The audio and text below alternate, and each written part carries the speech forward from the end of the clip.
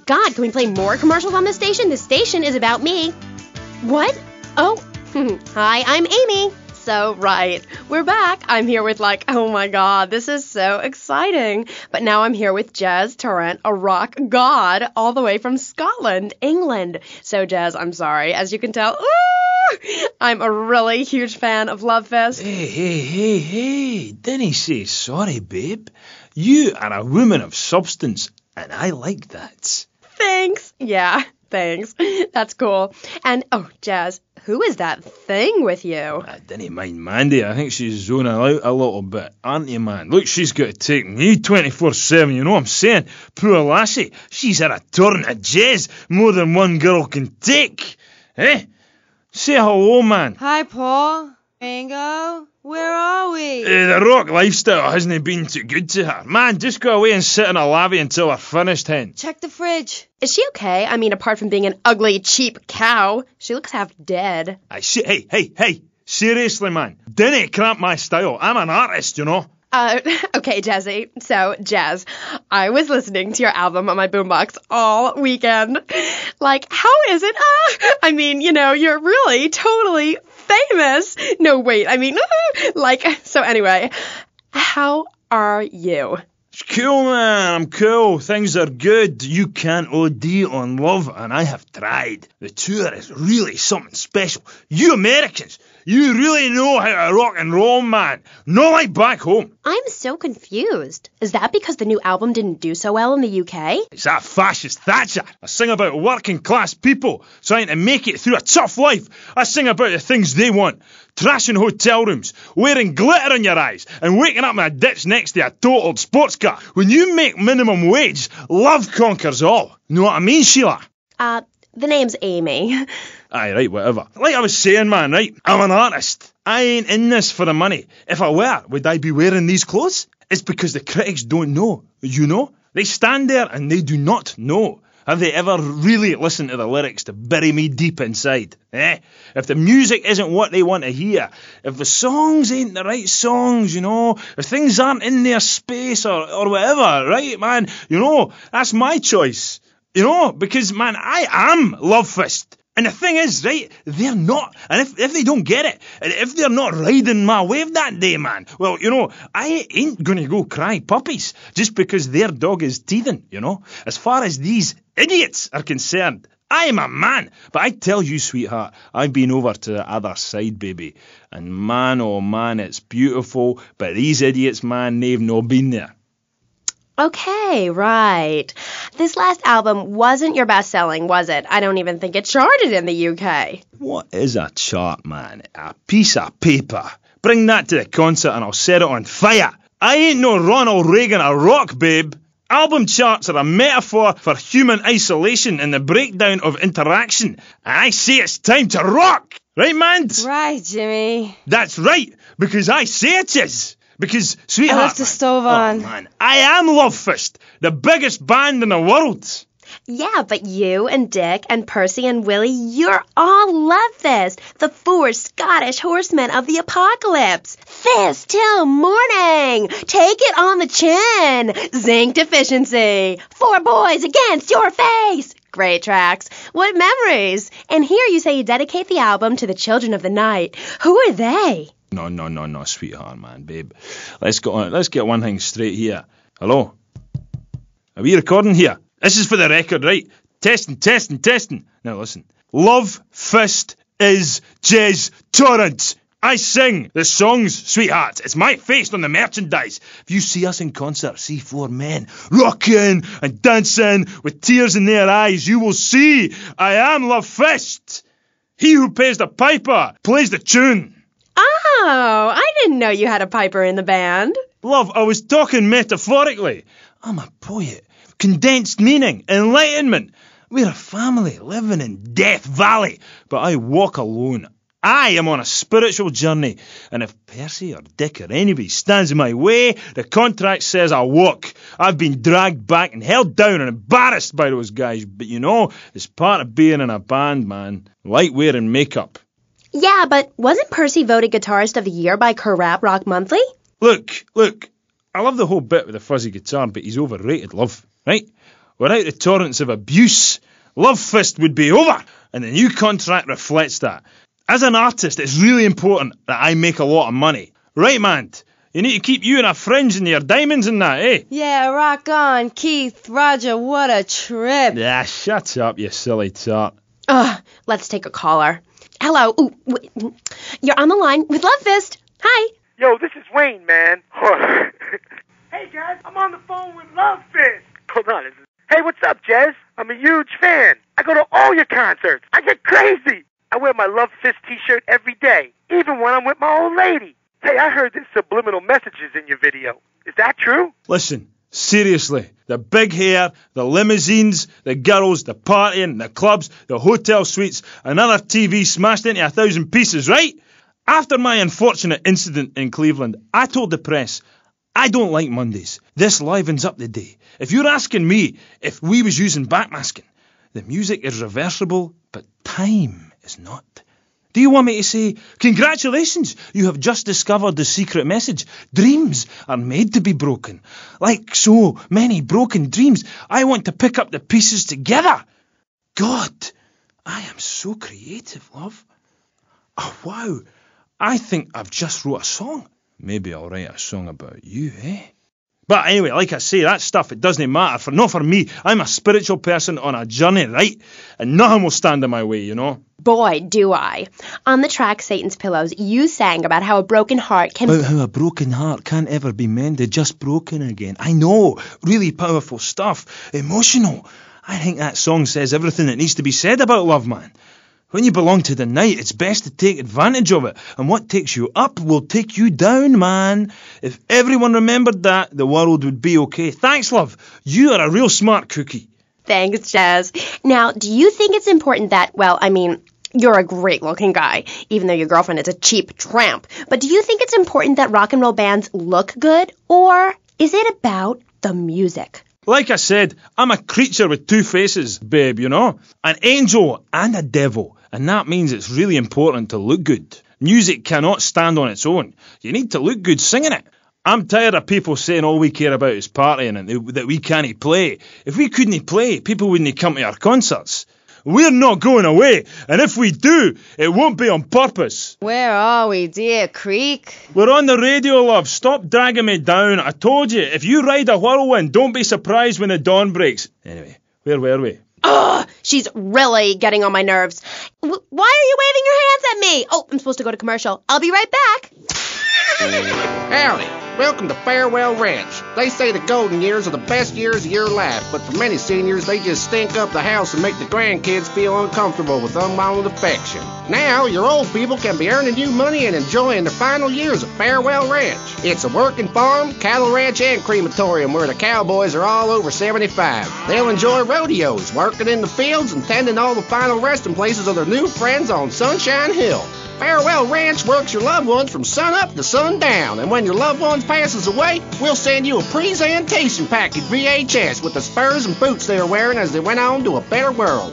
Our residents sure love it here, right, Norm? Is this WW2? Farewell Ranch, the only way to ride into the sunset. Giggle cream.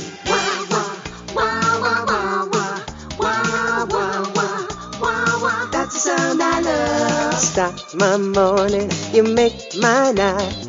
And giggle cream with everything, you make life bright. Getting fat and laughing, laughing and getting fat. With giggle cream, you get both things, and what's more fun than that? We hear wah wah wah wah wah wah wah wah wah wah. That's the sound I love. Giggle cream. It makes dessert funny. Asian pajamas? Chinese bandana? Something missing? With a throwing star, kendo sticks, or nunchucks at Vice City's one-stop shop for the silent fashion assassin. Wow, you look like a psycho. Complete the look. Hi, I'm Amy, and you're on K-Chat. Jez, you were telling me about the music? Aye, yeah. You know, we wear these costumes to appeal to the working man, because after you spend the day working in a steel mill, you want to wear tight leather clothes and play air guitar. That's what we're about. The recent album was a musical trip through hell, and I think it shows. Oh yeah, it does. I mean, I saw Satan. He didn't like what he saw in me. He saw darkness, but also a gentle side. Ask Mand. I can find treasure in the dark. And it's that, what's the word? Thing? Yeah, that's the thing that typifies me as an artist. Heart and soul. Head and trousers. Everything. That's what you get at one of my shows. Jez Torrent and Love Fist will really show you, you know. We take the soul into darkness. Bring your lighters. You know, I invented that. I've about had it with wankers ripping off my vibe. I wore women's clothing first. Why? Because it tells you about light and darkness. Like the moon.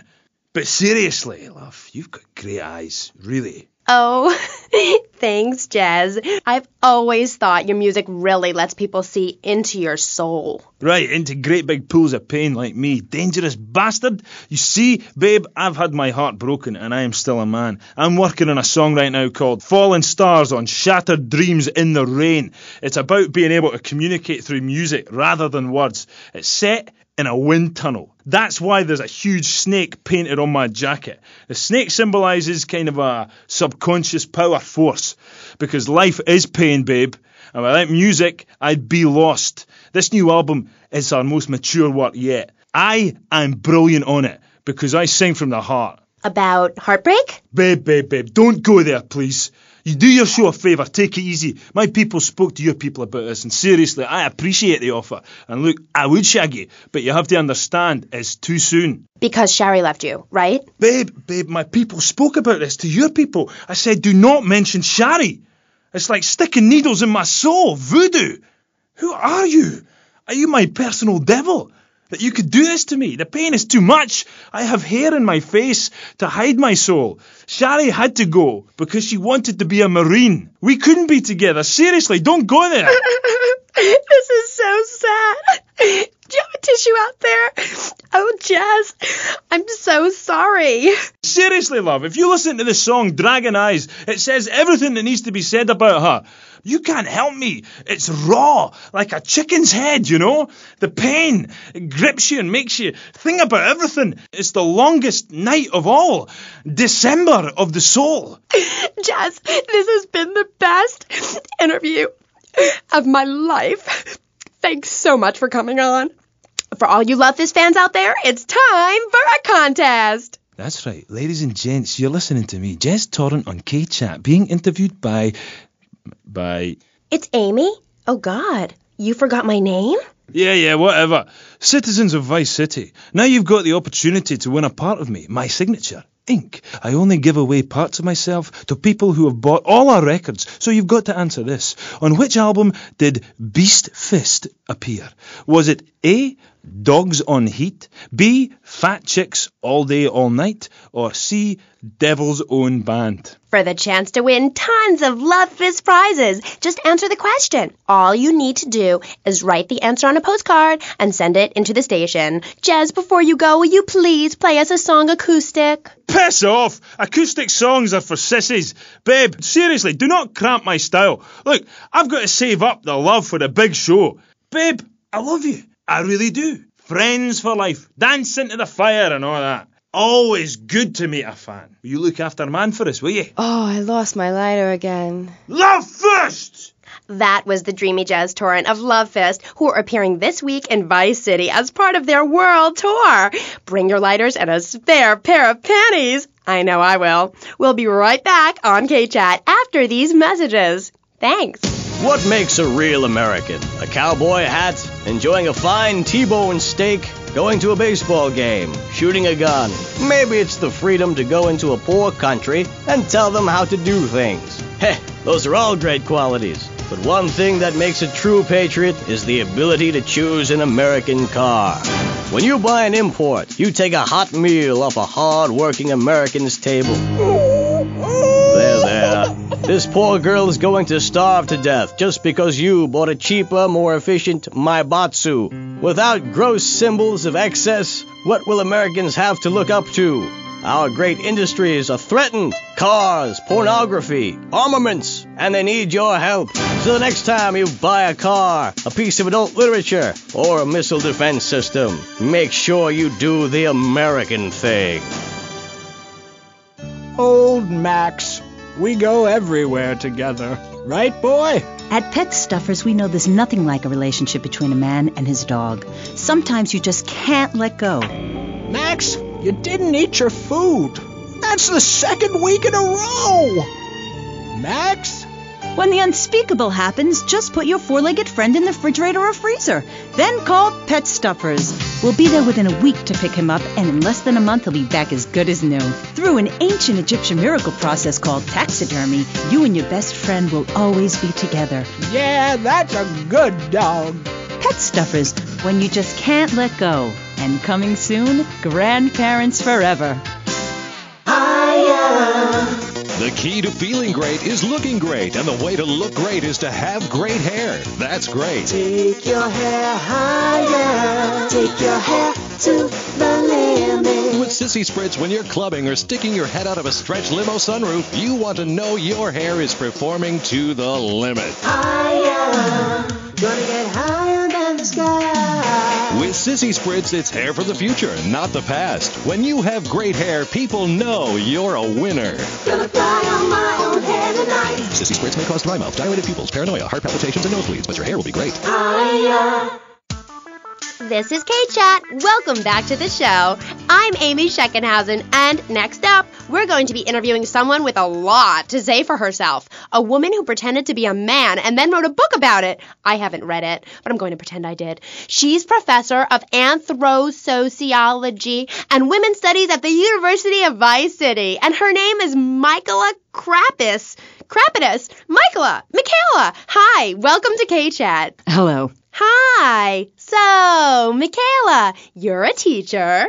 If you mean professor, yes, I have a doctorate. Teachers are homely women who make minimum wage to keep the teenage boys off the streets during the day. I am very intelligent, and I'd rather talk about that. I'm trying to sell my book. Okay. Now, it says here you wanted to be a man so much, you dressed up like one. Well, that's a load of crap, my dear. More misogynistic propaganda. I hate men. Can't bear them. I think they're a complete waste of time and space, quite frankly, and a disaster for the planet. Me too. I just got dumped. Oh, well, it is unfortunate you measure your self-worth in relation to a man, my dear. Look at you.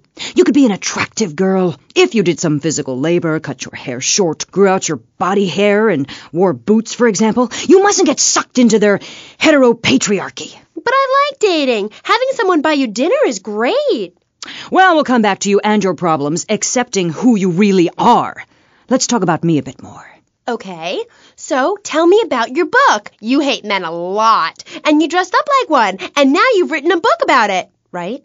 More or less. As I said, I'm very intelligent, so I don't expect you to understand, my dear, but I'll try to keep it simple. I've always been fascinated with the world of men. Revolted, of course, but fascinated. Now, as an academic, I can get paid to write a book about pretty much anything, as long as I give it a complicated title. Are you with me, gorgeous? Ooh, I think so. Good. Then hold my hand. It helps me think. No! Okay, sorry. Don't be so weird. God, everywhere I go, just like the university won't let me display my beautiful and sensual woodcuts in the student commons. It makes me so angry! Where was I? You were talking about yourself? Oh, of course.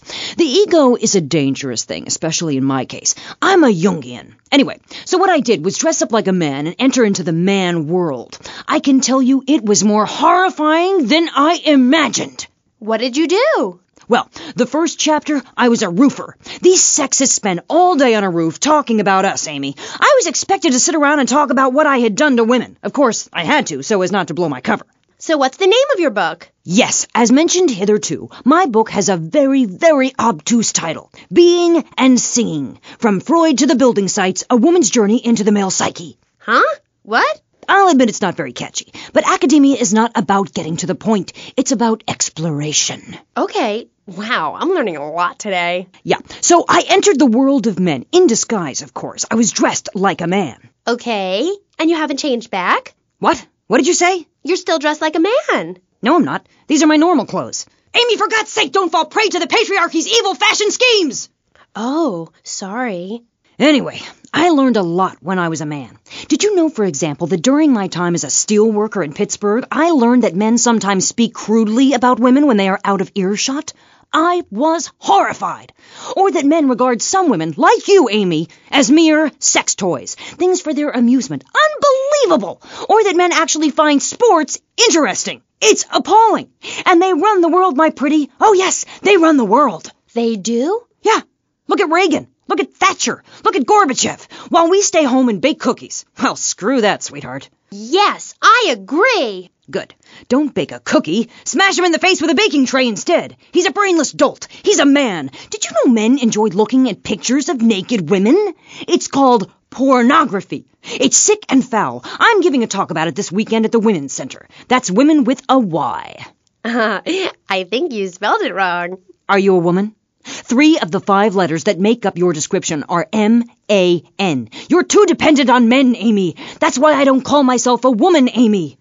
Okay. I bet this radio station is owned by a man. White male conservatives monopolize the media, selecting right-wing blondes to propagate conservatism. I don't have blonde hair. Not yet, Amy. Not yet. Did you know men drink beer and smoke cigarettes and wear hats? Yeah? Yeah, well, you must have read my book. I discovered a lot of things. I was also a policeman and an untrained brain surgeon, and they're all the same. All women haters. But just because men like sports and hats doesn't mean they hate women, does it? You self-hating fool! Of course it does! The media, meaning you, falsely portrays feminists as bra burners, outdated, combat boot-wearing bad mothers. Why don't you take your top off right now, Amy, huh? Tell them you won't be censored anymore. No! I'm getting a little freaked out here. We'll teach you how to make beds, march in squares, shine shoes, clean bathrooms, kill a man with your bare hands, and do it all with pride. The military teaches you all the skills you'll need later in life. Call 1-800-BE-A-HERO and become a real man today. Why are you waving your hands up? Oh, I'm supposed to hit the other commercial. This fall, a new hard-hitting police drama is coming to Friday night. He was a well-to-do cop transferred to a troubled precinct downtown. His new partner is a space traveler with a passion for justice. It's Yuppie and the Alien. Look, you might vaporize dissidents in Alpha Centauri, but in this precinct, we do it by the book. I'm so terribly sorry, Captain. Gugan, sorry. Don't miss this one-of-a-kind police drama. They're fighting crime the hard way, in designer clothes, with $250,000 sports car and a UFO. Partner, let's go cruise in the car and look moody. One tough downtown precinct, 2 outsiders doing things their way. Yuppie and the Alien on VBC. Hi, I'm BJ Smith, tight end for the Vice City Mamas and proud proprietor of BJ's Used Autos. Cars from all over America come to find a new home in Florida, just like you. I moved here after the draft. Football, not Vietnam, even though they do have a lot in common. I noticed there was one thing missing from this great town, a celebrity-endorsed used car shop. That's why I founded BJ's Used Autos. Every one of these beauties is freshly painted. They look brand new. We have new models coming in every morning, usually around 2 a.m. We can get you anything. And if you see a car of your dreams, tell us. We can acquire it for you. I've taken the skills I've learned as a pro football player to the used car business. Smash, grab, and run like hell. BJ's Used Autos. I'm tackling low prices with hot cars. If for some reason you'd like to speak to Michaela Crapper, just give her a call on K-Chat. Who's on the line? Michaela, hi. Peace, sister. I'm wearing trousers. I haven't shaved or waxed in 9 months. I left my broken-hearted husband and baby behind. Now I'm living in a commune with a series of life partners, having quite simple, amazing experiences. I got my inspiration from a lecture you gave last year. Thank you so much. You taught me a lot. Yes, good, sweetheart. But ask yourself, are you doing enough? It sounds to me like you're living a lie. Your life is still very man-centric. You're still justifying yourself by the I am not rather than the I am principle. I mean, really, you might as well make his bed and clean his litter tray, for God's sake. It's half-hearted fools like you who give feminism a bad name. But I even attacked my brother with a bread knife. You show pony, prom queen, cheerleader, skirt wearer. You see, Amy, that's the thing about people. They're so half-hearted. Pick and mix, not prepared to carry out their threats. That woman That lady, as I bet she likes to be known, is really a self-hater, a failure in the man's world. Yeah, why, I bet she's never even attacked a man with a vat of boiling oil. But she said she tried to kill her brother. Don't argue with me. I write books. Okay, next caller. Michaela, I'm a huge fan. Are you? Yes, you've really changed my life. Before I heard you speak a couple of times, I was getting into the feminist movement, but in sort of a silly way. Really? Yeah, burning my bra, beating a policeman, shooting my dad and stuff. Just playing around, I didn't really understand the feelings I was having. I know the wearisome troubles of the half-hearted. Then, after listening to you, I realized what a load of crap it was. Excuse me? I realized what a load of crap it was. You can't hate men just because they're different. You can't hate anyone just because they're different. You have to work with them. Luckily, I needed a moronically pretentious, overeducated, hair-lipped old harridan like you to show me how stupid I was being. I mean, we're all just people, and it's idiots like you who cause the problems in this world in the name of reclaiming some false ideal. And blabbering on and on about gender politics at rallies just so you can wear leather in public. Why, you misogynist. No, you're insane. You hate yourself because you're a failure. You're an appalling academic and about as intellectual as a hemorrhoid. Goodbye. Well, it's nice to see my work has stimulated such healthy debate, don't you think? Michaela, she hated you. No, nonsense. Poor dear was in bits. Not very used to the cut and thrust of academia. I thought she expressed herself poorly and didn't know what she was saying. Probably burned her husband's cakes or something. It is important for me to confront the differences and similarities between myself and other women. I am smart, strong, I seek liberation. Your society imposes on me. God, this is all so confusing. Everything has two meanings. Exactly. Apart from the word through, which has 5. You can choose to be a victim, Amy, but after you read my book, you'll realize men are irrelevant. Can a man have a baby? Do I need a man to have a baby? No, we don't need men. We need more parts of town we can call our own, more parades, more gatherings of understanding where women can beat each other with pillows and practice judo. That doesn't sound like fun at all. Oh, shut up. I've had enough of you, you little tart. That makes 2 of us, right. Listeners, don't go away. When you come back, we'll have a new guest, and I promise they'll be more interesting than Michaela Crap Artist. Michaela, it's been a pleasure. I'm sure we've all found this very illuminating, and why our beliefs are right in the first place. We'll be back right after this. Giggle cream. Wah, wah, wah, wah, wah, wah, wah, wah, wah, wah. That's the sound I love. Love the dairy goodness, propelled with toxic gas. Make Dad talk real low. Suck it, have a blast. You can buy it anywhere. Go to a star shop. Make sure that you're in a chair, 'cause your hair's gonna fly. Oh no! We hear wah, wah, wah, wah, wah, wah, wah, wah, wah, wah, wah. That's the sound I love. Giggle Cream. It makes dessert funny. He was a man of peace, living on a quiet farm in North Dakota. Till one day, all hell broke loose. Tim, we need you. I'm a man of peace. I'm done killing. I want to raise a family. That's just it, Tim. They've got your family. No! Jack Howitzer is Tim in Exploder. From the heart of America to the jungles of Cambodia, follow one man's quest for peace. Ho Chi Bat, is that you? Tim, I know you come. Just like old days, we kill everybody. Tim, they've got your wife. But I'm not married. You are now to America. He went in to save his country, but found his family and lost a friend. Ho Chi! Tim, don't leave me. You taught me baseball, Tim, and how to laugh. No! He would have been a fine American. I'll cry when I'm done killing. Get yourself a body bag, strap yourself in, start making friends the American way. Exploder. Evacuator Part 2. Rated PG. May include patriotic garbage.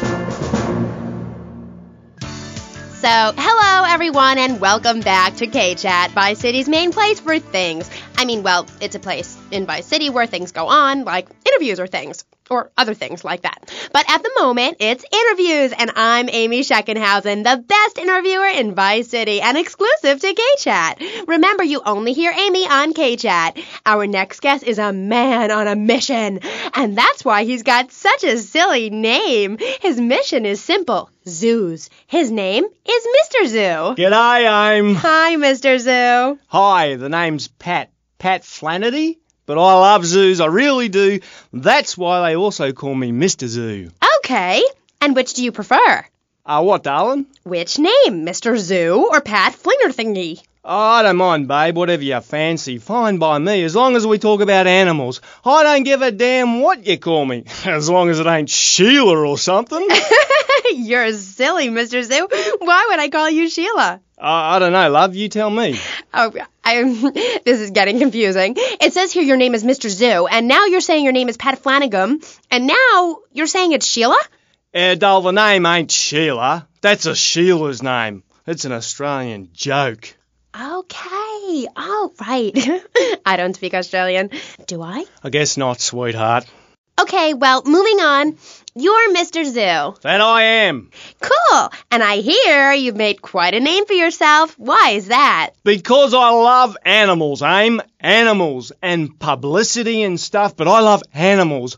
I love them. Me too. That's the thing, babe. We all love animals, but we don't know too much about them. That's what I'm here to tell you about. That and myself, of course. Of course. So, right. What about animals? Well, it's interesting, right? But not a lot of folks realise that we're 90% the same as a fly or a cockroach or a pigeon. That's the new science out there called genetics, I think, which is going to be real popular real soon. But what it tells us is all animals are pretty much the same from a genetical level. Oh, cool. Damn right it's cool, babe. You know what that means, don't you? No, I haven't got a clue. It means we've all got to start caring for one another like family. Okay, so let me get this straight. Like, my brother is a cockroach, and my dad is a pigeon, and my mom is a fly. Is that right? Well, sort of genetically speaking, but you're bang on, love. And you know what that also means? No. That you could, legally speaking, marry any animal you wanted and have kids. Unless you're married already, babe. You ain't married, are you? No, I just split up from my boyfriend. He didn't like me being on the radio. Whatever. Said I sounded stupid. Well, that's my point, love. I mean, imagine if you'd been out dating a wolf or a cute little deer. He'd protect you and stuff, urinate to keep out intruders, but he wouldn't mind you being on the radio. Wouldn't mind a bit. Why not? Wolves and deers have no concept of jealousy at someone else's success. That's the genetic variation between Homo erectus and spider monkeys. Jealousy and fur and stuff. Oh. Oh, indeed, sweet thighs. Oh, indeed. Would you like Mr. Zoo to tell you something else? Yeah. Everything you learned in school is a lie, babe. A lie. Take parology, for instance. You were told sharks are dangerous, right? Yes. Cobblers, babe. They're frightened of you. They ain't gonna hurt you. Have you ever tried cuddling a shark, getting down and dirty with one, relaxing it a little? No. Well, I have, and I'll tell you, it's very rewarding, Aim, babe? Very rewarding indeed. Really? Yeah, abso-bloody-lutely, love. Once you've calmed it down with a little rubbing, it's like a swimming puppy, real affectionate and stuff. Okay, I'll try that. You should, love, you really should. Let me tell you something else. Go on. Well, this is something for the guys out there, really. You know, with a girl, right, you ain't got a clue. I mean, a female human, when she's on heat, right, and ready to mate, looks identical to a female human when she ain't on heat, and would throw a drink over your face if you grab her behind and start trying anything intimate. You can't tell the difference. I know that only too well. But take a forker monkey from the jungles of the Philippines. When she's on heat, her behind sticks up and glows bright red and she makes a sound a bit like this. And any fool or dingbat can tell she's ripe and ready for action. Certainly clears up any confusion. Yeah, I guess it does. Or a female black widow spider. Now, they eat their mates after the deed, as they say, is done. Ooh. Yeah, I know. That certainly puts things into perspective, doesn't it? I've never done that. No, but you can now, because you're the same. Well, more or less the same. I mean, that's the funny thing about my work, about genesthetics. Oh, God, the world is so complicated. There are also lots of tiny differences between animals. You know what a species is, don't you, Aim? Yes. It's an animal which has other animals which are quite a bit like it. A dog is a species, but a cat isn't, because there's lots of cats. However, I've discovered out there in the wilds loads of new species that regular science practiced by repressed blokes in laboratories hasn't even known about. Really? Really, I have. There's a horny Pat bear, named after me, Pat, right? Exactly the same as a regular bear, only it's got a big horny growth hidden right down its groin area. You gotta reach in, have a fiddle about, and then you find it. Completely different it is. I was amazed when I found it. I can imagine. I was amazed when I left the hairdresser's. No wonder, darling. Oh, the double-gutted Pat tree monkey. Exactly like a normal tree monkey, only it's called after me. And if you have a rummage around inside, going in the back door, you discover it's got 2 digestive tracts. 2. Amazing. Really profound it was. Ooh, that's gross. No, Aim. It's the science of Mr. Zoo. Getting down and dirty with animals, because I love them and I hate lies. Okay. It also says here you like zoos. It's a love-hate thing, babe. That's nice. But I'm certainly an expert. I know what I'm doing and I'm not afraid to expose myself. Okay, well, I'm getting a little confused here. Why don't we take a break, and when we come back, take some phone calls, because all the buttons are really flashing all of a sudden. You're on K-Chat. The science of evolution has uncovered many of life's mysteries, like tadpoles or the pyramids. But the mystery of the armpit remains. What's it for? Why is it hairy? And why do men have nipples? But one thing is for certain, the armpit smells bad. Luckily, there's Pit Balm. It's like napalm for your skin, or Agent Orange on your sweat glands. Pit Balm stops unwanted bodily functions in their tracks. It's as effective as sending GIs into a peasant village. When you're fighting the war against personal hygiene, bring out the heavy artillery. This Friday night, it's the incredible sitcom that has captured America's heart and given the whole country a new catchphrase. But I'm 42! Just the 5 of us. After a mix-up at the adoption agency, the Chesterfields came home with 3 zany new house guests. Jimmy, tidy your room and go to bed. I'm so sick of this. I keep telling you I've got a rare disease. I look 12, but I'm a 42-year-old investment banker. I want to go out and get laid. Oh, yeah, and I'm Santa Claus. Now, tidy your room. Asshole. Sean, our posh suburban home must be a welcome change from that alley you were sleeping in. I really enjoy living here, but there's not enough booze. It's the funniest, most touching half hour on television. Charlotte, what's that smell? I set the couch on fire again. Yeah, I can help you with that.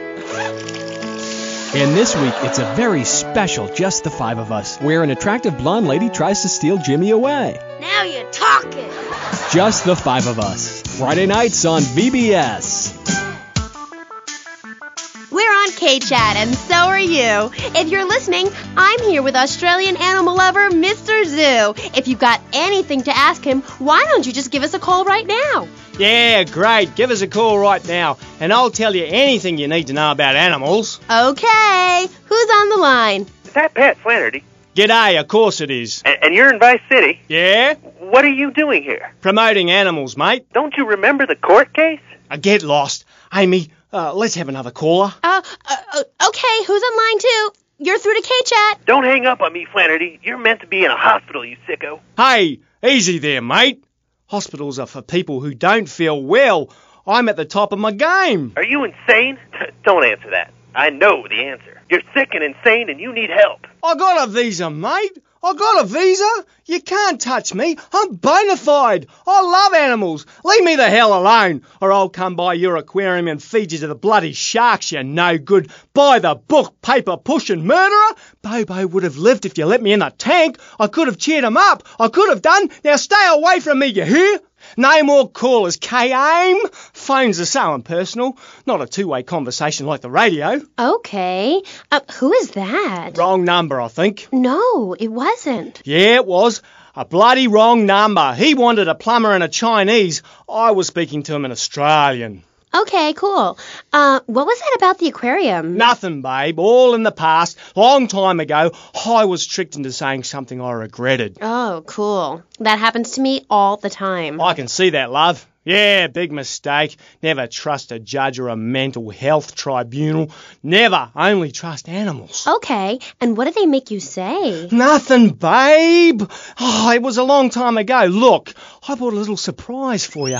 It's a little female plague rat. See how relaxed she is with me? I got special powers. She's a lot like a little Joey kangaroo in a lot of ways. You know what I mean, love? What did they make you say? I've also brought a menacing trouser snake. Would you like to see it? Look at this. It's a little frog in my pocket. Calm as you like, not even awake. Oh, he's died. Anyway, in this pocket, I've got a baby dwarf giraffe I birthed this morning. See, she's still covered in fluid from her mum's womb. Wow, isn't that fabulous? Ooh, that's grody. What did they make you say at the mental health judge? Nothing, babe. Nothing at all. Long time ago. It was a bad period in my life. I wasn't sleeping. I was heartbroken like a platypus. Do you know a platypus only gets a bill after its mate breaks its heart by sleeping with its brother? I know all about that. I was crying my eyes out for weeks on all kinds of pills for my nerves, couldn't move, couldn't talk. I was cooing like a dove. Please, darling, let's move on. Do you want me to talk to a parrot? Now I'm really curious. What did they make you say? I love you. You do?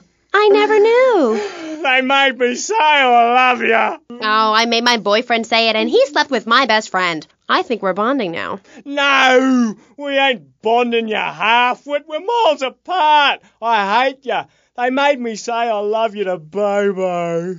Who was Bobo? Bobo was the most beautiful creature that was ever on the earth. Ever at all. Really beautiful. Who was she? He. Okay, he. He was a dolphin, and I loved him, and I knew him properly. You people could never understand. It's natural. We were identical from a categorical perspective.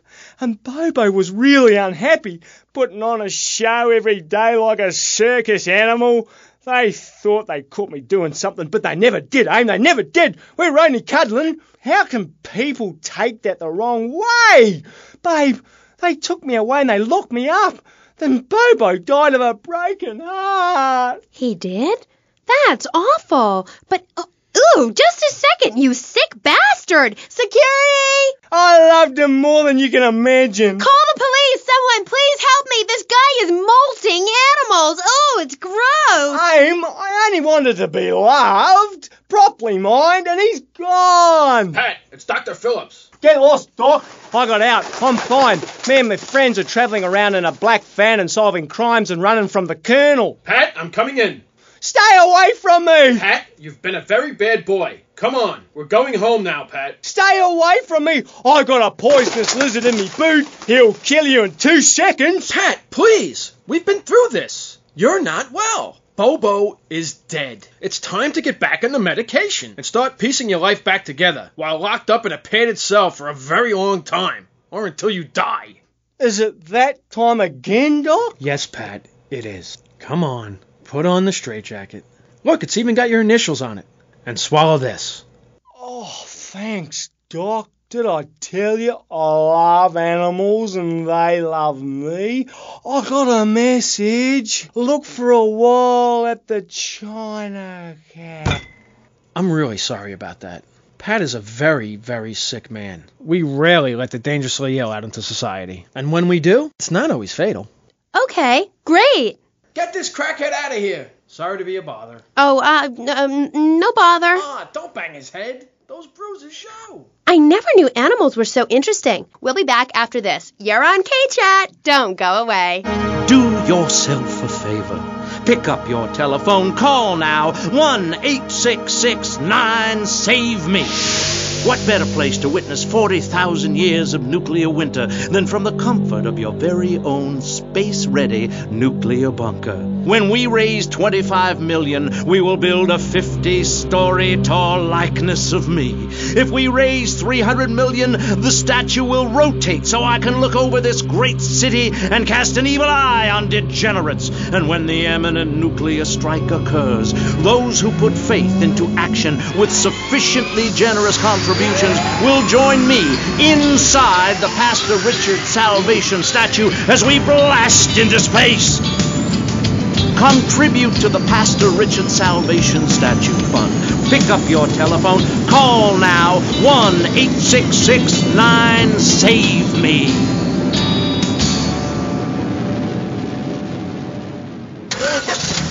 Knights of the road, here's your stallion. The car for freedom. The car for hot excitement. The car for a man who is alone against the elements. The Maibatsu Thunder. The pride is back. It's the power of a compact. Looks small, but it's so big. Fuel injected. Inject me. Maibatsu Thunder. On the toll road of life, you have to pay to prove you can. Live the emotion of an individual. Thunder. The awesome power of nature distilled into one vehicle. Wow. Because after you get struck by lightning, there's thunder. The Maibatsu Thunder. Hello, welcome back to K-Chat. I'm a woman, so I know it's important to discuss feelings. That's why we don't have any male hosts on this station. People open up more to women. I was telling my girlfriend yesterday, if a woman were president, we'd nuke a country every 28 days. In these times of trouble, of international scary things that cause anxiety, people seek soul ice. Or is that solace? Oh my God. Some visit lady friends, others go to a bar, and a strange few talk to rocks. My next guest is the author of this book, I'm Lovin' the Coven. She sits on the board of the Vice City Renaissance Committee, Gethsemane. Gethsemane. Welcome to the show. Hello, Amy. I brought you a crystal. Isn't it gorgeous? I guess so, if you're into shiny glass. I prefer lacy gloves. Amy, for many thousands of years, my people have been using crystals and gemstones to heal the sick.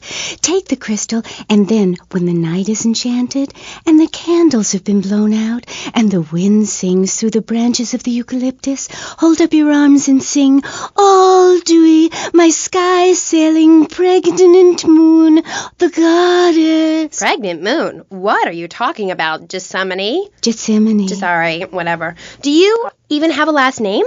My compost coven named me Gethsemane Starhawk Moonraker. Trust me, Amy, I'm quite accustomed to people persecuting us. It's been going on for thousands of years. Native Americans, they studied crystals. The ancient Chinese, Belgians, Superman, they all studied crystals. So why do you view it as so weird? Grab your crystal, hold it tight, and close your eyes. You will be transported back 35,000 years when the temperature of Europe began to drop. The tundra was teeming with animal life, and small groups of hunters followed the free-running reindeer. And there, under the magnolia tree, a woman breastfeeding a baby elk. Do you see it? It's nature. Ew, gross. You're one of those filthy hippies that thinks breastfeeding in public is okay? Well, it's not. There are bottles and milk at the store. Don't act like a cow. You really remind me of someone, by the way. See, Amy, you're putting the blinders of society on. We're all the same. I remind you of yourself, of every man and woman. No, not of them. They're trying to outlaw nature. If I'm in the park and a nice gentleman comes along, I should be able to breastfeed him. Pretty soon, everything natural will become illegal. It's really depressing. If I died right now, would I get buried by a female priestess in a cave, surrounded by my favorite tools and ornaments? No! There was a time when children were taught about their bodies, about the goddess lady of the mammoths, about the importance of the spiral dance clutching a bison horn under the crescent moon. At the Beeden Rob Shop where I work, we have classes that teach the importance of eating wild plants, shellfish, and understanding ancient crop circles. Oh, I love lobster. Have you ever tried talking to one? Energy flows from everything, even a tractor. My mother, the moon, taught me how to trace ley lines with your bare feet in the dirt. Listen, you're very weird, and you smell like patchouli and compost, and I think you might have a shot at a boyfriend if you shaved and got some gel in your hair and put some clothes that fit or something. I mean, please. Did Joan of Arc shave? I was given this fascinating pamphlet called Caucasian Female Body Hair in American Culture.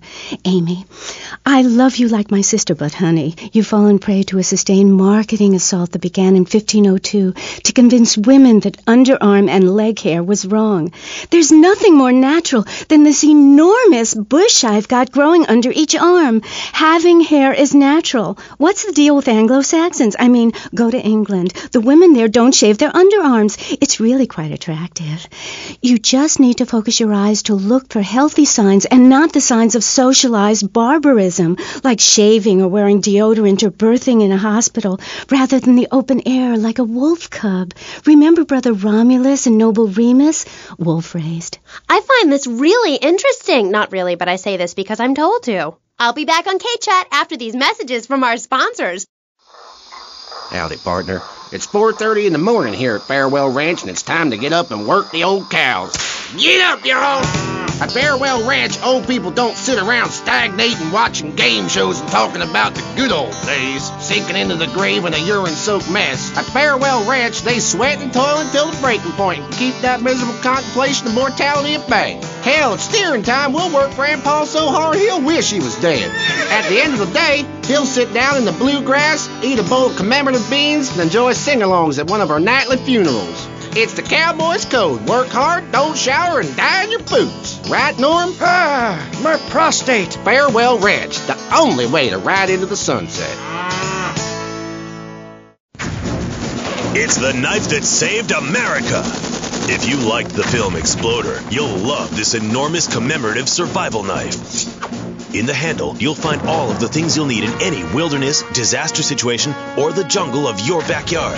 It comes complete with fishing line, needle and thread for sewing gashes back together, and an incredibly useful and durable toothpick. Tim, go on without me. I got toffee stuck in tooth. It's okay, Ho-Chi. Try this! For those unplanned extended stays in the jungle, there's a saw for building your own hut, toilet paper, and a fold-out woman for company, as well as a serrated blade that can kill a man before he can scream. That'll shut you up. The Exploder Survival Knife. It's the knife that saved America. Now, it can save you. This knife killed 25,000 people in Cambodia. Now, you can too. Whatever. I'd die if I didn't have sissy spritz and blocks. Germs are like so gross. Oh, hi, I'm Amy and you're on K-Chat. Gethsemane. I can't get over how familiar you are. Oh, right, Amy. I really hope you read my book. The mysteries of the absolute can never be explained. Mother Nature knows more than all of us. That's what keeps people coming back for more. People are turning into zombies. A roof separates you from the sunshine in the morning. A bed separates you from the loving earth at night. That's what's so great about learning these things. When you're no longer oppressed by the cultural pressures of making money or showering or wiping yourself after using a toilet, you can focus on the important things. Do you travel, Amy? Well, I've been up north to the theme park, and last week I went to the beach. No, really travel. My coven has been meeting every Thursday, Saturday to prepare for a grand coracle journey along the same route we took when our people came from Russia and Alaska along the Bering Strait. What's a coracle? Oh, is that like a Maibatsu? I prefer American cars. No. Coracle. Cora means Arabian gazelle, which we all know was the daughter of Zeus, and Kal means gather grass and sew it together. A coracle is a single-person rowing boat made of reeds and twigs from ancient Britain. There are so many wonderful things you can learn from the ancient Britons, Amy, like metallurgy and how to cauterize the wound when a bear has eaten your arm. Everyone used to have a coracle, Amy, even people who were scared of water. We're all about working to preserve the diversity of natural life. Reuse everything. Question, Who's this we? My coven. Like witches? No, yes, but not witches like you think. We're just a group of people who believe in communal sharing and chanting a lot and can't find husbands. Reading magazines, cloaks, wands, horned gods, rubbing your skin raw with rocks, dying of old age at 27, crying in terror when it starts to thunder. And these are all the things our ancestors did. Since I found my new mind and body, things have really changed for me. Our modern society only celebrates a select few. Every woman and every man is a star in the sky, Amy. Not just the ones that sing on TV or those people in the movies. I think I know what you need to separate your reflection from your true self. A Zen garden. Oh, my brother had one of those, and the federales came. No. Zen, silly girl. It's a little sandbox you draw pictures in. It teaches you things like that death isn't an end. It's just a stage and also a beginning of a new journey. Do you have a leader in this weirdo cult of yours? Not a cult, a coven. There's a big difference. Yes, our leader's name is Phil. That's a weird name for a leader of a group of witches. Oh, hi, Phil. What hairy legs you've got. What with being a man who's a witch and everything. Do not disrespect Phil. He teaches us the wheel of the year, Amy. It's full of solar holidays and goes round and round and round. You can learn a lot from the sun and the moon. If you look at the sun for too long, you can go blind, meaning it is something to be respected. And the moon has a dark side, just like we do. And some people have craters and only a sixth of gravity. The ancient Britons knew the moon could breathe. We can change the world, rearrange the world. It's dying, though, Amy, and it needs some mouth-to-mouth resuscitation, like a swan or a fish on a hook. If you take your nervous system seriously, if you take your organs seriously and explore them, some really neat things can happen. Phil taught us that. He's been to Mali to meet with the village elders. That's why there's the ceremony of the knife. Oh, great. Why does everyone have to be packing sharp things? The knife ceremony is very important and spiritual. It's an ancient one-person personal crisis. You say to yourself, I'm going to have a spiritual experience, or thrust this thing into my head.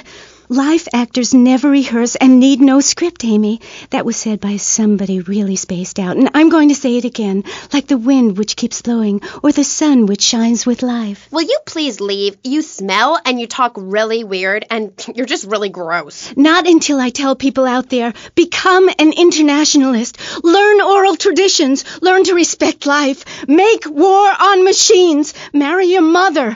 Technology will enslave us. Buy my book. It's printed on bark. Okay. Let's take a quick call. Hello, you're on K-Chat. What's your name? Hey, it's Emmanuel from Prone Island. I love the show. Yeah, I wanted to talk about technology enslaving us. You know that play, In the Future There Will Be Robots? Well, that's a true story. In the future, there will be robots. And I'm going to hack them all. I'll make them say funny things. You know, I can move satellites around with my computer. Computers are evil. The Luddites of ancient Britain know this. That's why they destroyed the computers that created things faster and more efficient and took their jobs. Oh, shut up. Computers aren't evil. It's the people that program the computers that are evil. That's a pretty big difference. I'm talking to you through a computer right now. In fact, I am a computer. Well, anything that can think faster than me is evil. Anything which doesn't dance or sing or cry or wear a smock. You create your own reality. We are like the dust in the wind. We are golden.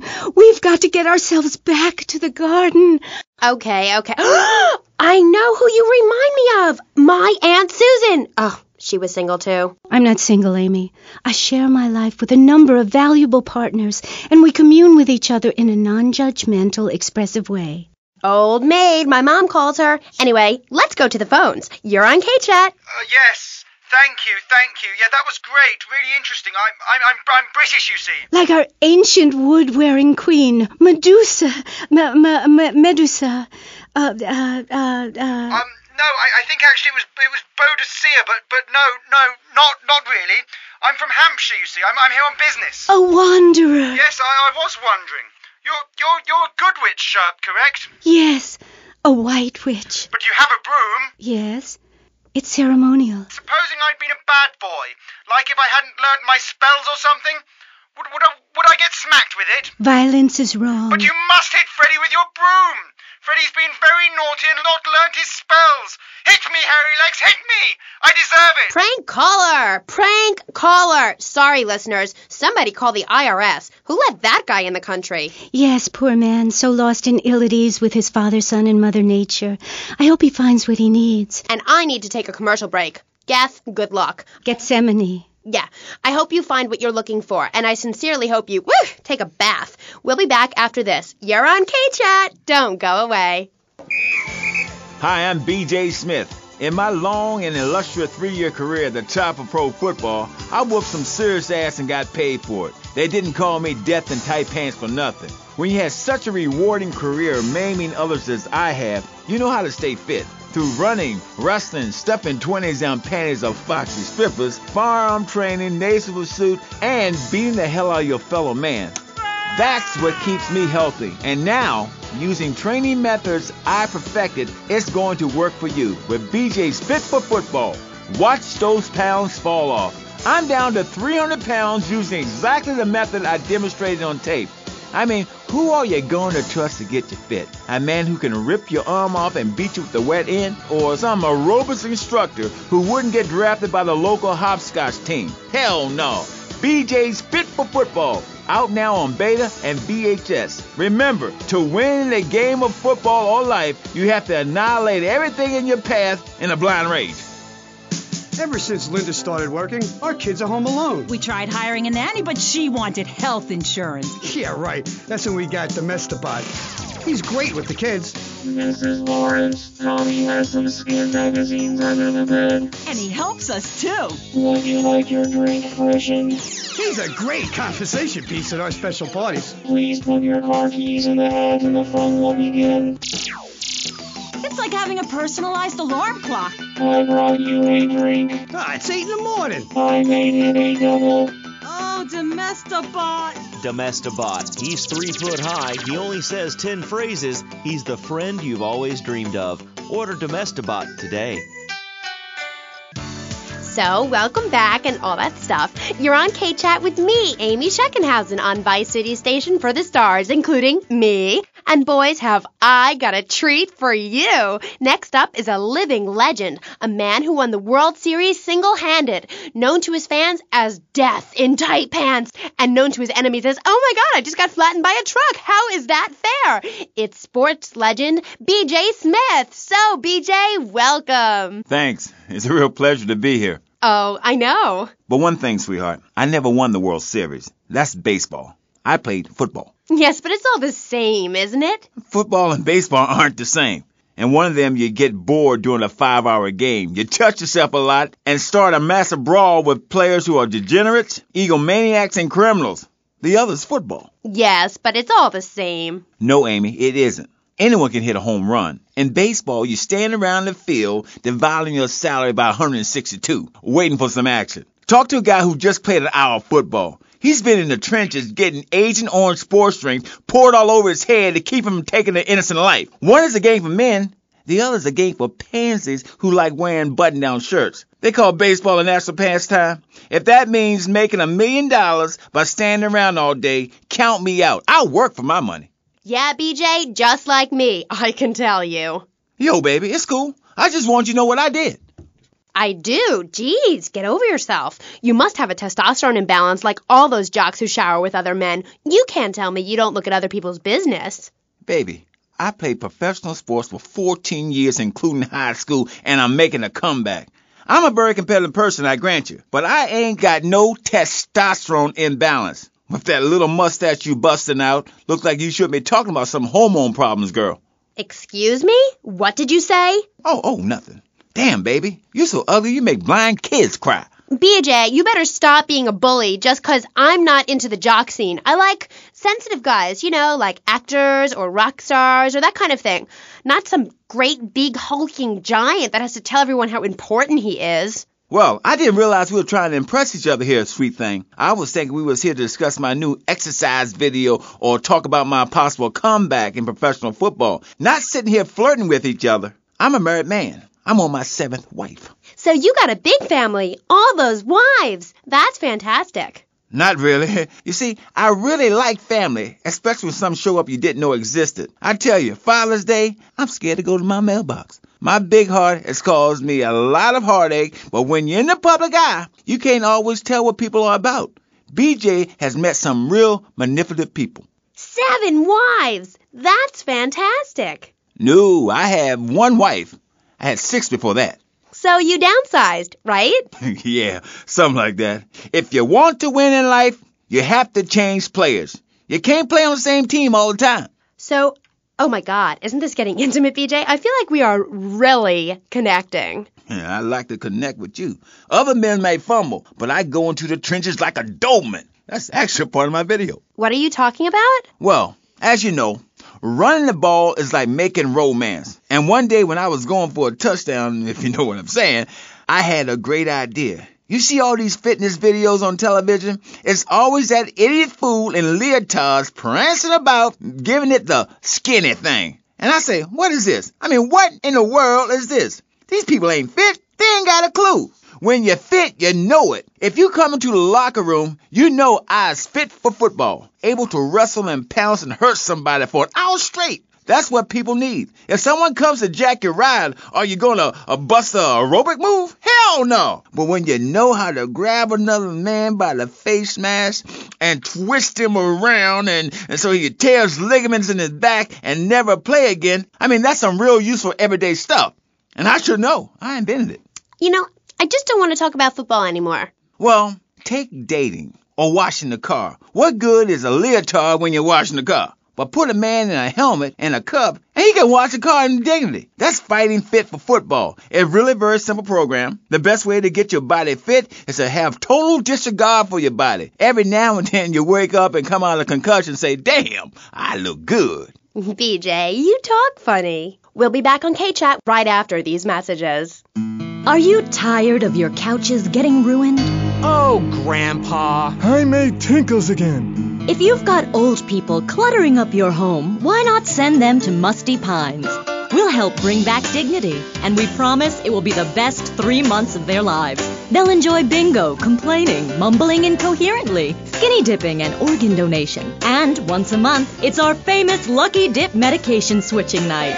Musty Pines is located at a luxurious location overlooking Vice City's state-of-the-art sanitation facilities. You can still visit your old people, but now you have the comfort of knowing you don't have to. After they pass on to something better, guaranteed in 3 months or less, you can start enjoying their money. Finally, you can have quality family time again. Musty Pines. Now, you don't have to say goodbye. Drive-through service also available.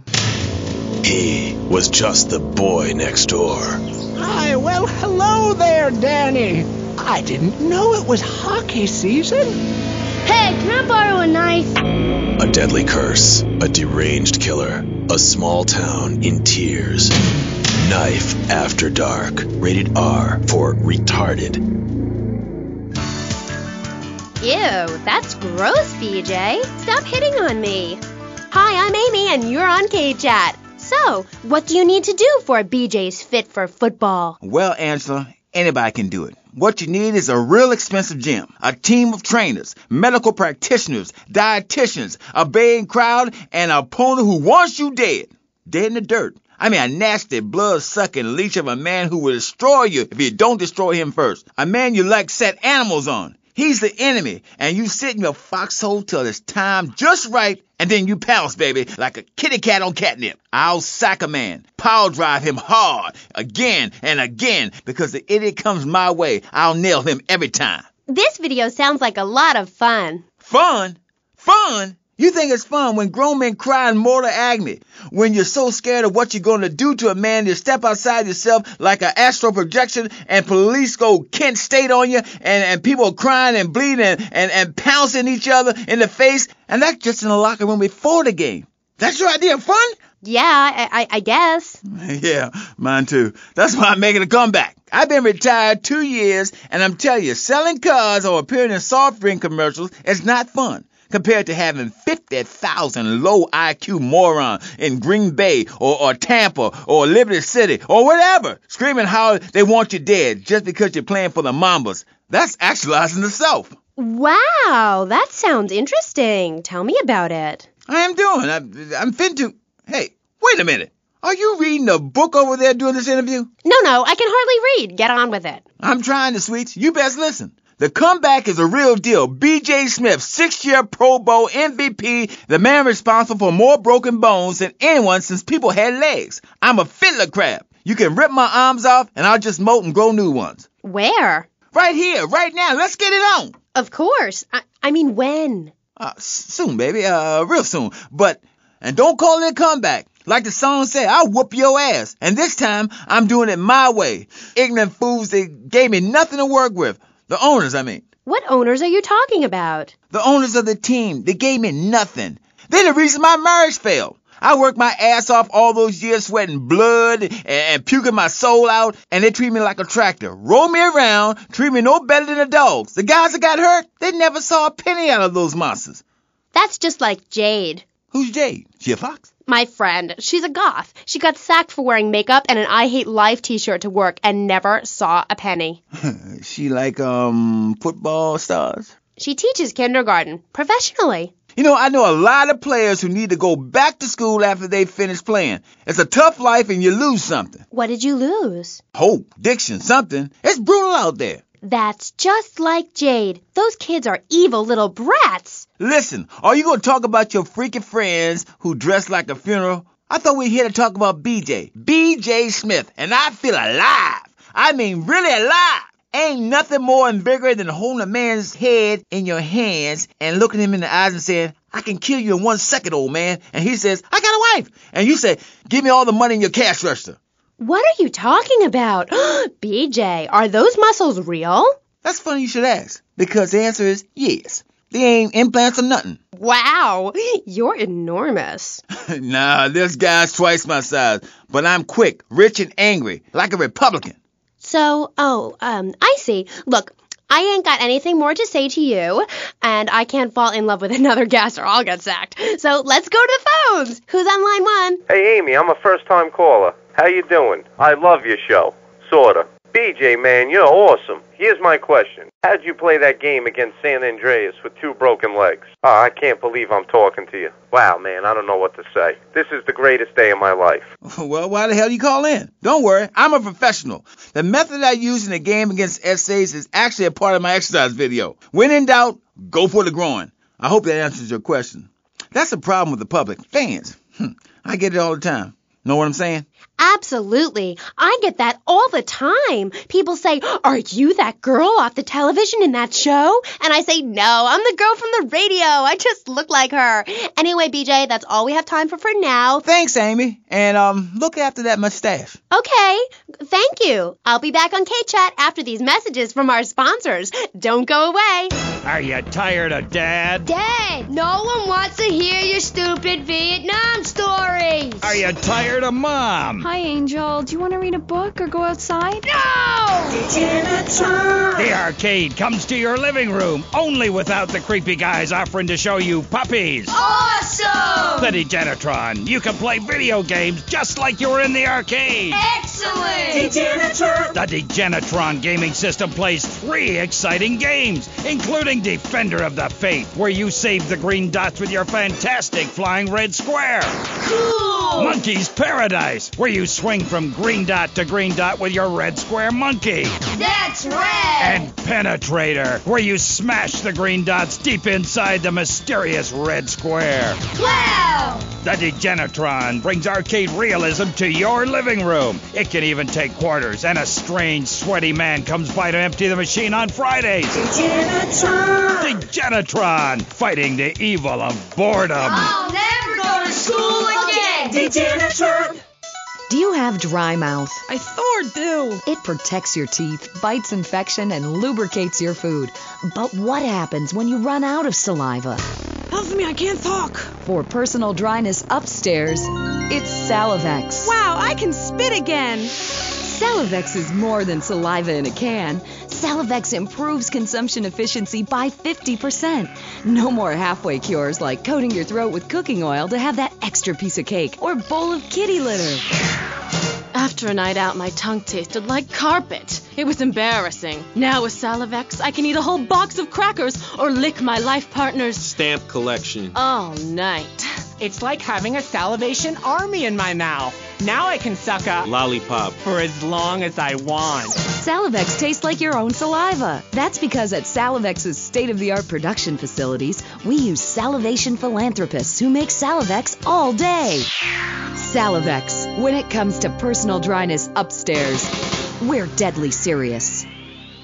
Welcome back to K-Chat. My next guest is the star of the hit show, Just the Five of Us, where he appears as the rich father of a family of misfits. But more recently, he's working on the controversial theater piece, In the Future, There Will Be Robots. Claude Maginot, welcome to the show. Thanks, Amy. However, you have mispronounced my name. It's Madge, which rhymes with badge. As in duh, and no as in more than you. Maginot. Anyway, thank you for having me on the show. It's always a pleasure to discuss my art. Yes, you're so funny. Now, Claude, you're an interesting man, if you don't mind me saying so myself. Because on the one hand, you're on the funniest show in the whole wide world, Just the Five of Us, and on the other, you do those weird theater dance shows which aren't funny. Yes, thank you, technical school dropout. I'm sure sitting here talking all day is terribly difficult. Juilliard is not. In the Future There Will Be Robots is not a funny piece. It deals with the most important issues in the world today. Love, pain, suffering, skin-tight pants, and well-stretched groin muscles. But see, music has no name, Amy. It's about depth and texture and sense of community that emerges from the struggle going on within all of us, between man and machine, between the angel and the beast. It's as if Petrushka and Leonard Bernstein were in a ferocious dance competition with switchblades. That is passion, my dear. Okay. So it's a bit like Just the Five of Us. What a show! I love Jimmy. He's so cute, even though he looks so young. I'd rather not talk about my complications working with him.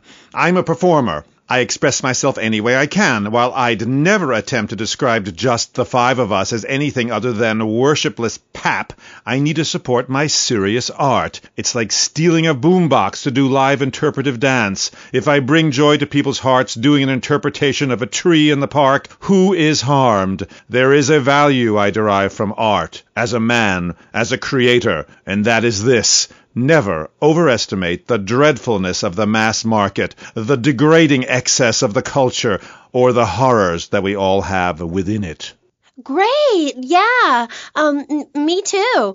But as Mr. Chesterfield, you're so funny. What is it you say? Not in my house. That gets me every time, especially after the drunken tramp you adopted has wet himself. Oh, say it for me, please. As they say in France, matrice. Please. Not in my house. Please. I came on your fine show to discuss art, not people that whore themselves out on the altar of commercial success, dancing like a puppet alongside a genetic freak, although I do that too. Okay, Moody. So what do you want to talk about? Oh, I don't know. My performance at the Hollywood Bowl, perhaps. There are some that attend the concert inside. I am the concert outside myself. In the parking lot where we build bonfires and dance. It comes back to the seriousness of my purpose. At a young age, I held puppet shows on the corner that had people weeping and lying down in the streets. It's about movement, about encouraging ordinary, working-class people that there is something enervating about a modern dance performance. That seeing in the future there will be robots will change your life, no matter what your life's like now. Kind of like getting a new haircut. Yes, exactly. No, nothing like a new haircut, you half-wit. This is movement. Watch my hand. Yes, movement. There's a manatee on stage. See? He cannot hear from the wall of Wagner around him. We have lasers that shoot him down, cut him free his soul from the bondage of the past. And then on stage, we have snow that falls and represents love in all its forms. The robot makes a snow angel, and we begin to cry. Close curtain. Okay.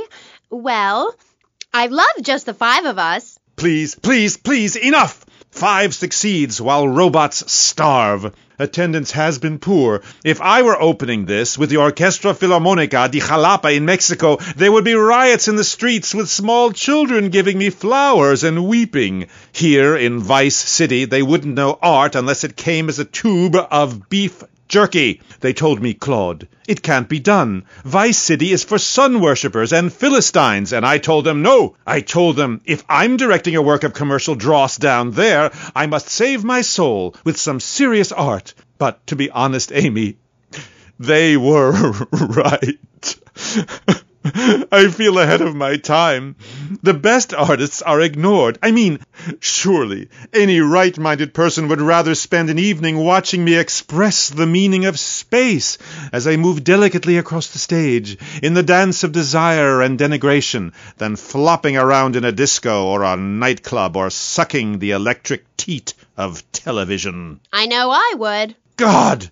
I mean, what is wrong with you people? God, my hair. What? My hair is all wrong. It clashes with my dress. Zeus, Cicero, Shakespeare, Flaubert, someone, please save me from this hellhole.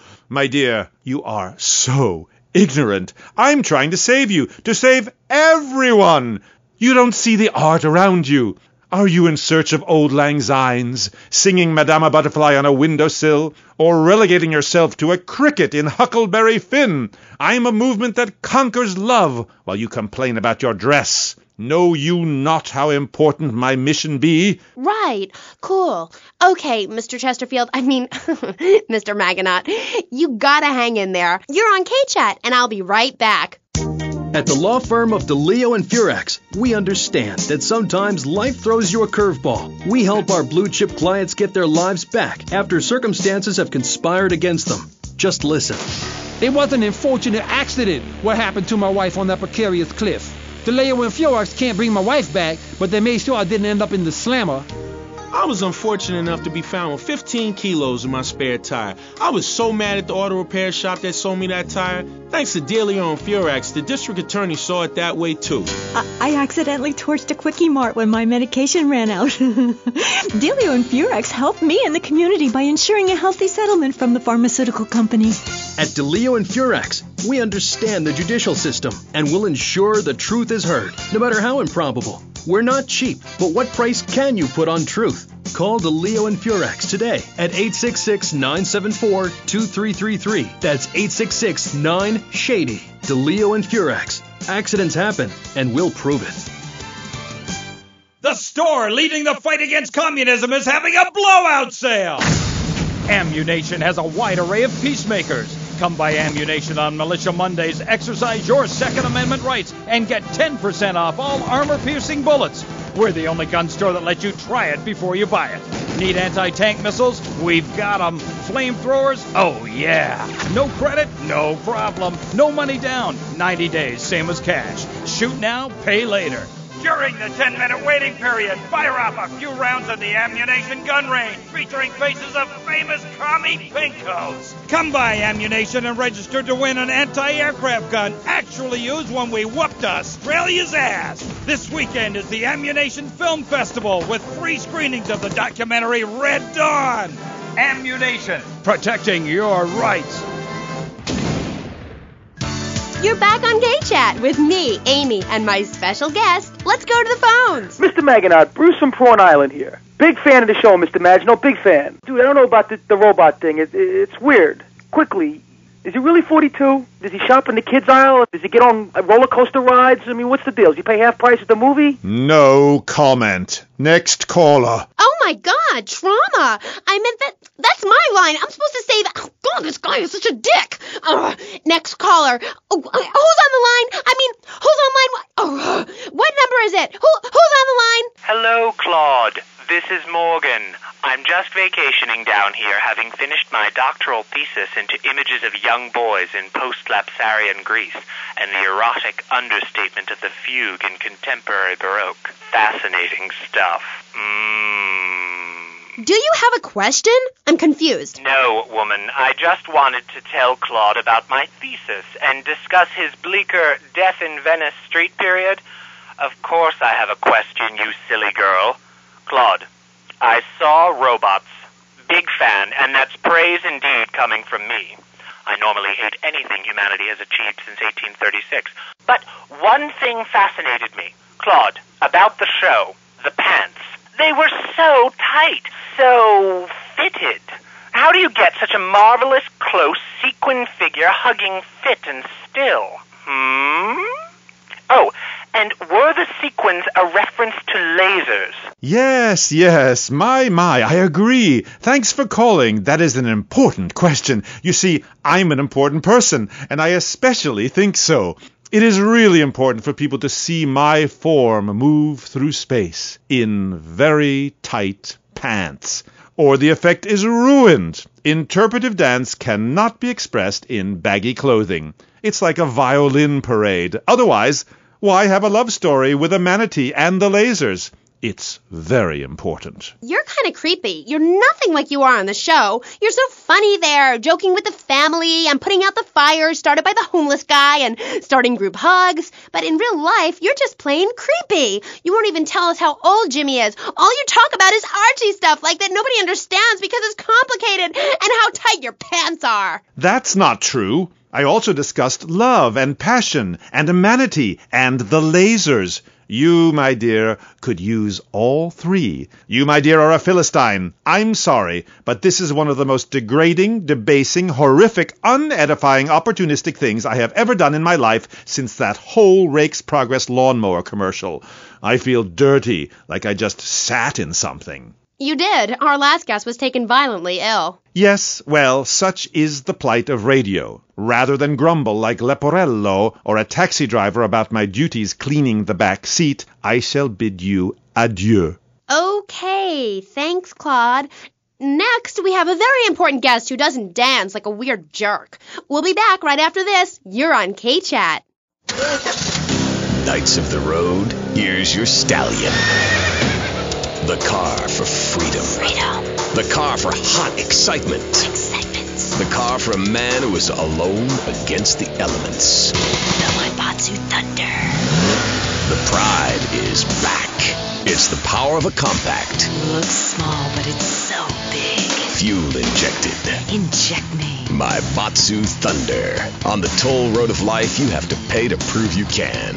Live the emotion of an individual. Thunder. The awesome power of nature distilled into one vehicle. Wow. Because after you get struck by lightning, there's thunder. The Maibatsu Thunder. What's this I found under your bed? The only Engels you're going to read is Laura Ingalls Wilder. If you think your child might be a red, here are some warning signs. They read complicated literature and have concern for their fellow man. They even like to share. Tell your kids if someone approaches them with pamphlets about recycling, an invitation to a labor rally, or showing any doubts about the fairness of our system, then they should find a teacher or a policeman immediately. Do yourself a favor. Take both hands off the wheel and touch the stereo. Do you feel the power? Ah, yes, friend, there's a lot of evil in the world, but there is also light. And I have been sent to shine a light on all degenerates, philanderers, liberals, and other evildoers, and expose them for what they really are. Don't waste your money on unnecessary and corrupting material possessions. Give it to me. There's only one thing that will save you, a highly fortified structure in the shape of the most powerful thing on the planet, me. Degenerates will ruin this great city. In my wonderful book, I tell of the impending disaster about to befall this planet. Nuclear holocaust, plagues of flying rodents, the seas rising up and turning yellow. It is coming. It is written by me, but you can save yourself. Contribute to the Pastor Richard Salvation Statue Fund. Pick up your telephone. Call now. 1-866-9-SAVE-ME. Hi, and welcome back. If you're just joining us, you're listening to K-Chat, Vice City's only commercial talk station, the place where the stars shine in conversation with you and me. I'm Amy Sheckenhausen. My next guest is a rising star in the world of Norse mythology. He's appeared in several best-selling infomercials and travels the globe speaking at corporate training camps. His books and audio cassettes are sold around the world. He is Valhalla's finest deity and motivational speaker, Thor. Aye, Hello, Amy. I'm happy to be here. It's been a long journey. Yeah. Now, I don't know much about you. I mean, I read Beowulf. Well, I didn't, but I read the cover. But, like, you're a Viking, right? Did the tunic and goatskin boots give you a clue, maybe? I am a Viking, and a Viking that will not only help you unleash the Furies, but unleash yourself. It's in my Thor's Norse Power program. Okay. I'm a little confused. Well, I'm a lot confused. I was taught in school that Vikings were bloodthirsty and violent. An elder once told me, you must unlearn what you have learned. Of course, then he died of the Green Plague. There are some Vikings that are a bloodthirsty lot, yes, but no more than anyone else, really. We're a nomadic people, Amy. We have cold fire in our souls. Ye have that fire too, Amy. You've just lost it since you've gotten television. Now, that being said, I'll answer your question. We are mostly nonviolent, though many of the Vikings traveled to Scotland. And mind you, anyone who goes there will turn bloodthirsty. You can't understand what the lot are saying. It's all a for, recklin, a boot, dine. It's enough to make you want to burn a village to the ground. That's why, in my cassette series, I talk about the importance of communication. You see, Amy, men and women live in different worlds.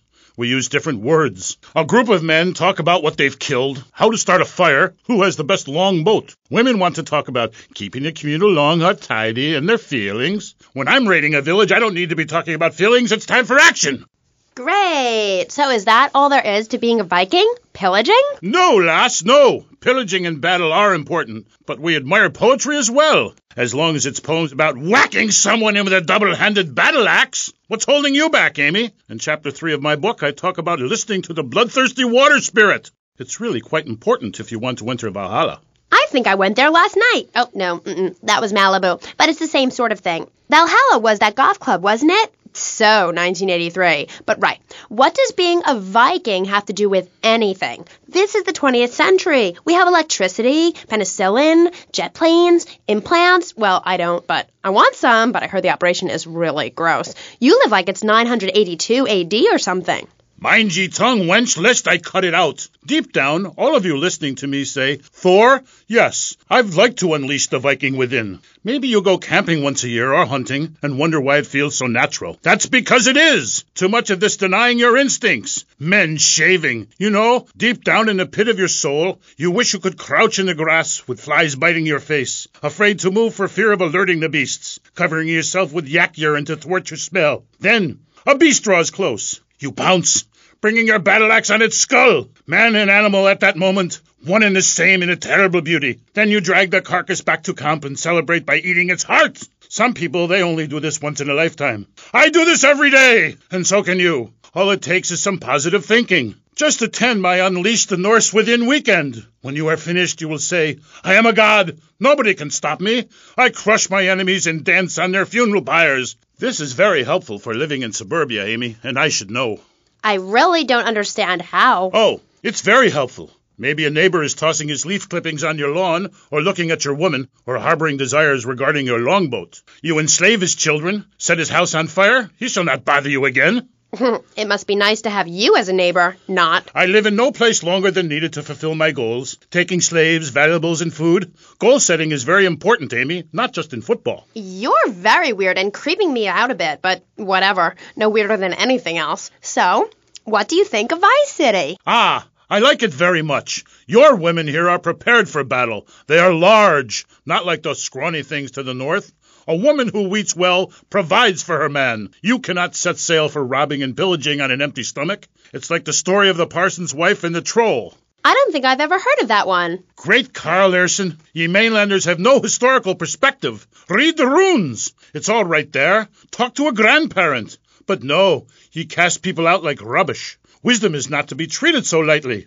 When my father grew old, I sat with him day and night, absorbing his wisdom, learning about the demons and where the wickedness resides in men's hearts. Then as his time grew near, I built a large pyre, burnt him and his wife while communing with Odin's spirit. Careful, Musty Pines is a sponsor of the show. Oh, Grody, what are you doing? I'm just adjusting myself, she-devil. Wearing these animal hides does get a bit itchy. Okay. You never answered my question. What do you think of Vice City? Your land and people have a lot in common with mine. You see, we too fled our homes due to lack of food, overpopulation, and the bitter cold. And, mind ye, darting out to raid passing ships is fine, but we needed a new land to have our way with. Granted, we roll and sail to an area, land in force, and burn down a local monastery or village, whereas you come in, destroy all the creatures, and sell plastic versions of them. You did a fine job pillaging these lands, but you should have done something about Canada. Wait a minute there, Buster. My mother's half Canadian. Oh, what are you going to do, wench? Sweep the ice furiously at me? Ha! Socialized medicine? Nah, you did it all wrong. You should have continued to the north and finished things off. I talk about this in me motivational learning tapes. That, and beware the magpie. 'Tis the devil. Evil reigneth when darkness falls. Are you married? You seem like a tough character to live with. Aye, me wife Helga. What a hag. This show is not sexist, whatever certain bearded women might say. Women are people too. I'd appreciate if you wouldn't talk that way. Ah, go live in a chimney, you troll. You 20th century women are all the same. And me hag Helga, she fell prey to your uppity ways. She says to me, Thor, I ain't having no mead no more. I'm going to meetings. See, that's your problem. Soon as you sort something out, you have to go preaching from the rooftops to everyone else how to live, not pillage nor plunder no more, but live in boxes. Then she says, Thor, I'm getting me stomach stapled. I look fat, and now fitteth 2 yak skins, where previously 'twas only 1. I say, wench, don't come crying to me when we're in a longboat crossing the straits for 2 moons, and you're all skin and bones. A man needs something to grab onto. Aye, ain't her fault. A cursed pixie goblin got her. Pixie goblin? What kind of weird ancient nonsense are you talking about? Now, Thor, I've got to ask you, how old are you? I am as old as the fjords, as young as a newborn lamb. Are you shy about your age? Just lie about it, like my mom. Thor is never shy. Thor is mighty. Thor is a god. And where are you from? From the beginning of the flat earth, where the sun meets the sky. Oh, right. By the beach. Great. Let's take a commercial break. We'll be right back with Thor. He's a real Viking. Yeah, right, whatever. Hello, I am Fernando Martinez. I think by now you know I am an emotional kind of guy. People stop me in the street and say, Fernando, what the hell is wrong with me? Silk shirt, hairy chest, enough aftershave to drown a household pet, but I still cannot get a woman. I tell them you are an ignorant fool. Without a symbol of power and fertility around your neck, what kind of woman is going to respect you? That is why I have teamed up with Medallion Man, the shop for medallion needs. Medallion Man caters to all levels of masculinity. For the strong, silent type, a medallion the size of a hubcap will say everything that needs to be said. Even singing medallions for the Casanova, who knows music is the food of love. Model trains, dollhouses, diapers, whatever your interest, we've got the medallion for you. Don't forget, every woman knows if you can't support a medallion, you can't support a family. We have some sad news for you. Rock and roll is dead and pop is in! Why not discover the excitement of the science of music yourself at Synth & Son, the home of keyboards? Thanks to the science of music, you don't need musical talent to make great music. Just listen. I created that just by pressing a button. Synthesizers are the new wave. Why work hard on difficult compositions when a machine can make music better than you've ever dreamed of? You'll be the hit of the party. It's perfect for in-restaurant entertainment, cover bands, and funerals. Make fugues funky and death marches danceable. It's the science of music at Synth & Son. Remember, you don't know you're a musician until you try. We're back on K-Chat with me, Amy, and my guest is Thor, Viking warrior and elf help guru. Do you have a last name? Oh, whatever. Anyway, what were we talking about? We were talking about the wisdom of the ancients. There are many hurdles in life, Amy. I remember one of the first bits of fan mail I got. It came by bottle in the sea. A man of Lollard Island said, a tiny woman came to our farm and swept in front of our door. A woodland troll has carried off my woman in the dead of night. Give me wisdom, Thor. So, what did you tell him? Aye, Amy, it was obvious the Black Plague had visited his home. As sure as you can't be a midwife to a fairy, expect wisdom from a fool, or find a good meal downtown on a Saturday night. Okay. I really have nothing to ask you because I really don't think we're bonding quite right here. I'm more than a little confused. Let's go to the phones. You're on K-Chat with Thor. Yes, hello, Thor. My name's Jay. I'm a huge fan, man. Your book really helped me get through puberty. Everyone else was into vampires and stuff. I just got into the Viking thing. It's pretty cool. It's been working pretty well for me. Anyway, my girlfriend and I, we fight all the time. She's always calling to check up on me. It really totally sucks. It's a drag. Like, I hang out at the strip mall with all my boys, and she shows up. Is there any advice you can give me? Ah, yes. There was a man who asked for a night's lodging at a certain farm on the eve of Maundy Thursday, or maybe it was Fat Tuesday. Anyway, in the course of the night, the old woman of the house took out a horn of salve and smeared herself with it from head to toe. She then climbed on top of the stove, sat astride a sweeping broom, and began to... Hello, excuse me, what the hell are you talking about? Reading from the runes, wench. What kind of rune is that? It's a man's rune, and not appropriate for the warrior under 18 years old. But there's a moral at the end. Are you still there, Fair Jay? Yeah, I'm still here. Do you love this woman? Yeah, I think so. She's really special. Especially in the back seat, if you know what I mean, Thor. Then behead her and parade thy love around on a stick for the world to admire. Wow, cool. Thanks, Thor.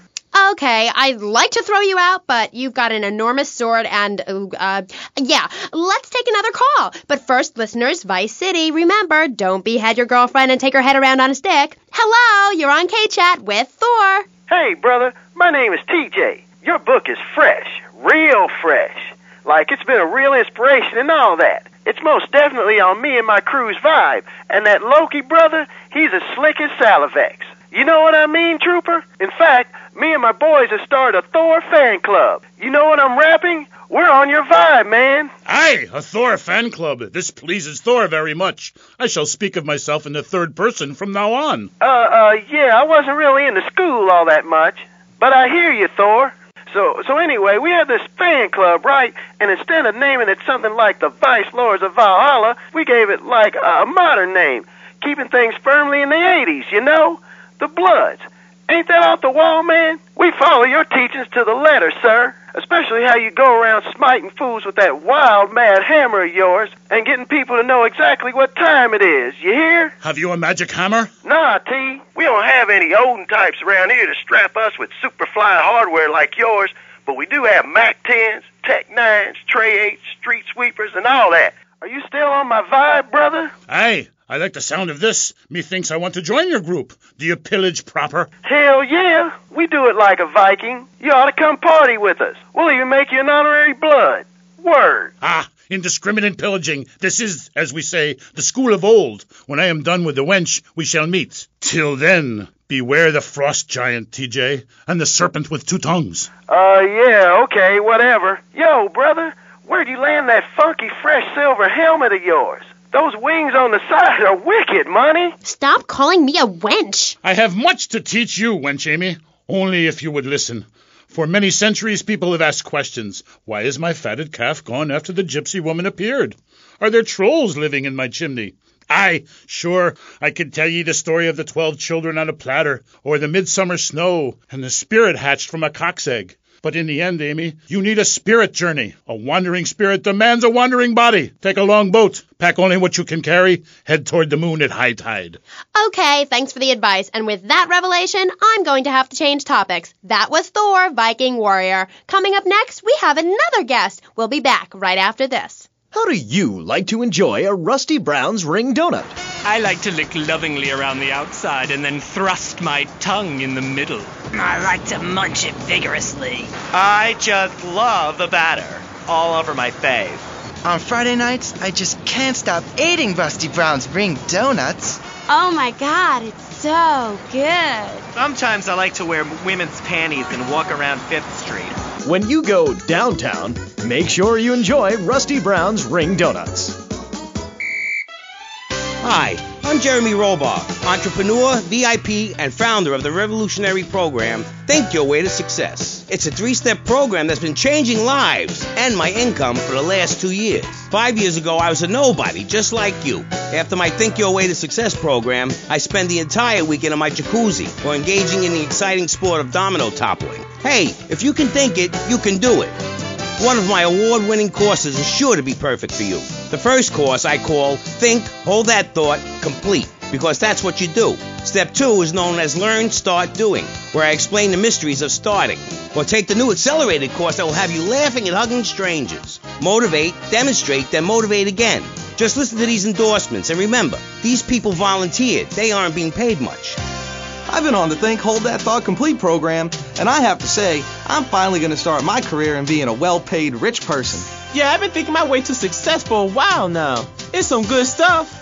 Call now and sign up for my Think Your Way to Success program. And if you want to think really fast, try my Crank It Out program.